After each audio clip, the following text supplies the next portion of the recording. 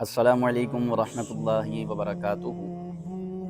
ہمارے ایک نمازی ہیں، انہوں نے پوچھا، ان کا نام فرخ ہے، تو حضرت فرخ کے نام پر بھی ایک ویڈیو بنا دیں۔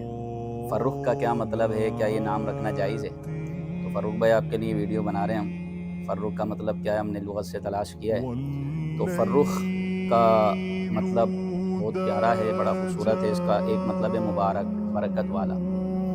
دوسرا اس کا مطلب ہے سعادت مند، اور تیسرا اس کا مطلب ہے کامیاب۔ تو یوں تینوں معنی اس کے بڑے پیارے ہیں۔ تو فرخ بھائی مبارک ہو آپ کو، آپ مبارک ہیں، برکت والے ہیں، سعادت مند ہیں، کامیاب ہیں۔ جو جن کا نام فرخ ہے، اللہ ان کو کامیاب کرے، اور دیگر مسلمانوں کو بھی اللہ اچھا روزگار نصیب فرمائے۔ السلام علیکم ورحمۃ اللہ وبرکاتہ۔ جو جن کا نام فرخ ہے، اللہ ان کو کامیاب کرے، اور دیگر مسلمانوں کو بھی اللہ اچھا روزگار نصیب فرمائے۔ السلام علیکم ورحمۃ اللہ وبرکاتہ۔